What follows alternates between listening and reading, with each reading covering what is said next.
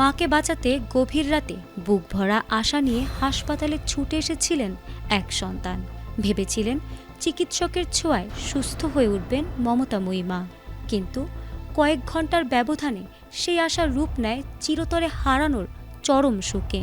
মায়ের নিথর দেহ যখন বিছানায় পড়ে আছে, ঠিক তখনই এক চরম অমানবিক দৃশ্যের সাক্ষী হল রংপুর মেডিকেল কলেজ হাসপাতাল। নিথর দেহটি অক্ষত অবস্থায় বাড়ি ফিরিয়ে নিয়ে দাফন করার আকুলতায় এক হতভাগ্য ছেলেকে প্রকাশ্য ঘরে কান ধরে উঠবস করতে হলো।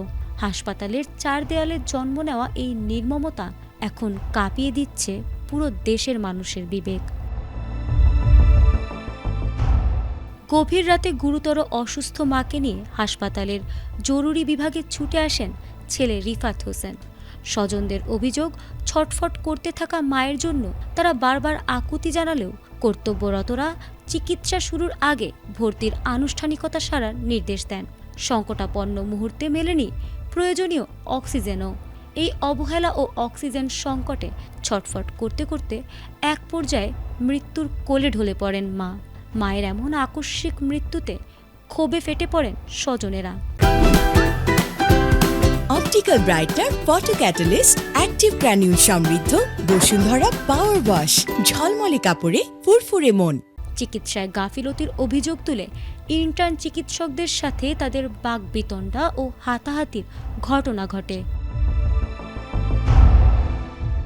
আর এই মারধরের ঘটনার প্রতিবাদে ইন্টার্ন চিকিৎসকরা তাৎক্ষণিকভাবে কর্মবিরতি ঘোষণা করে হাসপাতালের জরুরি সেবা ৩ ঘন্টার জন্য সম্পূর্ণ বন্ধ করে দেন। চিকিৎসকদের এমন অনড় বিক্ষোভে বিপাকে পড়েন দূর দূরান্ত থেকে আসা শত শত মুমূর্ষ রোগী ও তাদের স্বজনরা।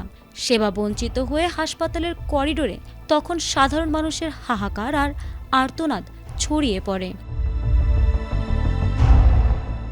সবচেয়ে অমানবিক দৃশ্যটি মঞ্চস্থ হয় এরপর, যখন চিকিৎসকরা দাবি আদায়ে মৃত মায়ের লাশ দীর্ঘ ১১ ঘন্টা আটকে রাখেন।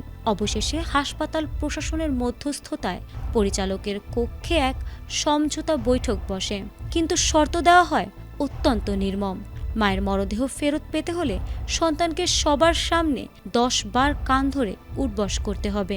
মায়ের নিথর দেহটি বাড়ি ফিরিয়ে নিয়ে দাফন করার আকুলতায় অশ্রুসিক্ত নয়নে সেই চরম অবমাননাও মুখ বুজে শুয়ে নেন অসহায় ছেলে।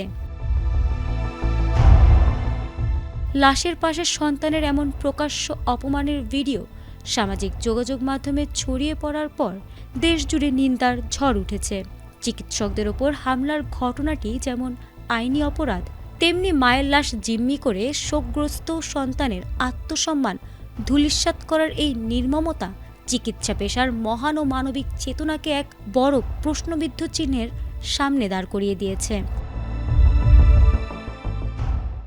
ফারহানা হক, এটিএন বাংলা।